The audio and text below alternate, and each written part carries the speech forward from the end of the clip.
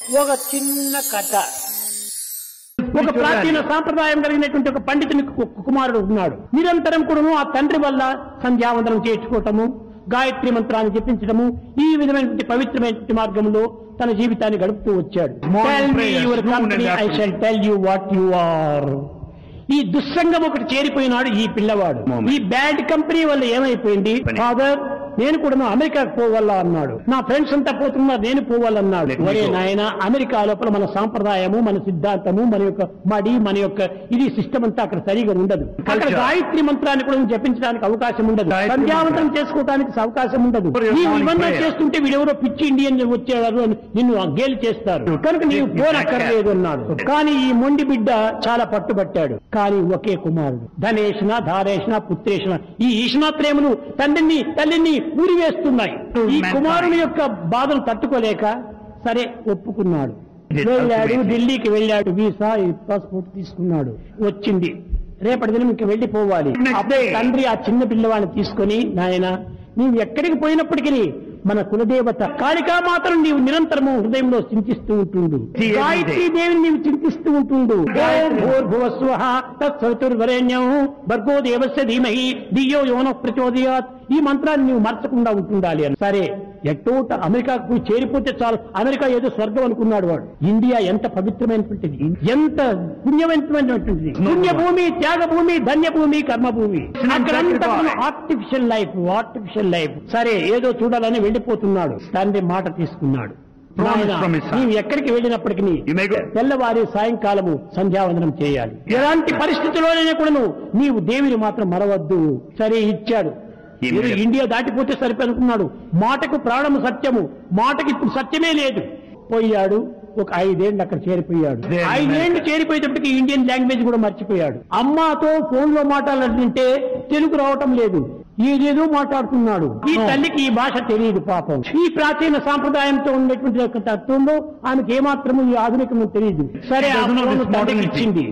చెప్పాడు ఇంగ్లీష్ లోపల, ఫాదర్ ఇంకా నేను 5 years ఇక్కడ ఉండాలి, హైయర్ గ్రేడ్ చదవాలి. ఇంకా ఏం చదువుతున్నాడు, ఏది చదవాలని పోయినాడు అదే ఇంకా పూర్తి కాలేదు. నాన్న అమ్మలు పంపేటువంటి ధనంతో తింటూ తిరుగుతూ కూర్చున్నాడు. పని లేని మంగళవాడు పులి తల కొరిగాడట. ఎవరు చిక్కలేదు, ఒక పిల్లిని బట్టి కొరుకుతూ వచ్చాడట.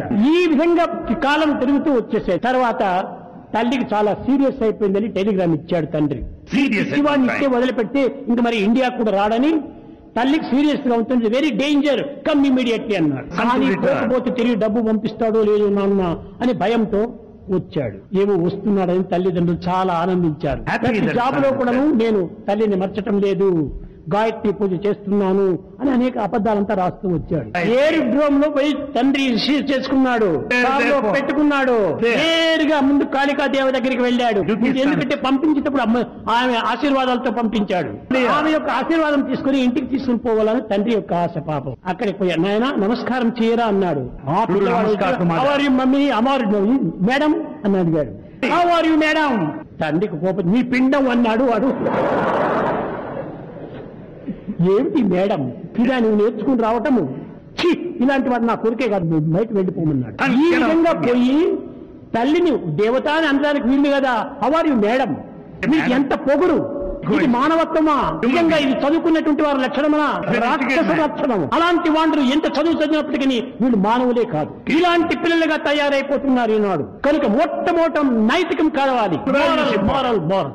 అది లేకపోతే ఇంకేమాత్రము జీవితం కానే కాదు. ఈనాడు దేశమంతా కూడా ఇన్ని విధమైనటువంటి చిన్న భిన్నం కావడానికి ఈ మోరల్ క్యారెక్టర్ లేదు. కాబట్టి మొరాలిటీ కావాలి. పాప భీతి, దైవ ప్రీతి, సొసైటీలో మొరాలిటీ, మొరాలిటీ ఇన్ సొసైటీ, ఈ 3 ఉంటున్నప్పుడే మనము త్రిమూర్తి స్వరూపులుగా తయారవుతాం. కనుక ఎంత గొప్ప చదువులు అయినప్పటికీ దైవ విశ్వాసాన్ని మాత్రం కోల్పోకూడదు. అది లేనటువంటి వాడు శవంతో సమానమే. Dead body, dead body, dead body. Dead body పర్వాలేదు, చచ్చిపోయిన పులి యొక్క చర్మమైన పనికి వస్తుంది, చర్మమైన ఒక పనికి వస్తుంది చెప్పులు కుట్టడానికి. కానీ మానవుని దేహం చచ్చిన తర్వాత దేనికి పనికిరాదు, చర్మం కూడా పనికిరాదు.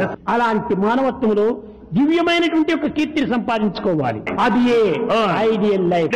దైవ ప్రీతి, దైవ ప్రీతి, దైవ ప్రీతి. దైవం అంటే ప్రేమను పెంచుకోవాలి. ఆ ప్రేమనే సర్వస్వాన్ని కూడా చేర్చుకుంటుంది.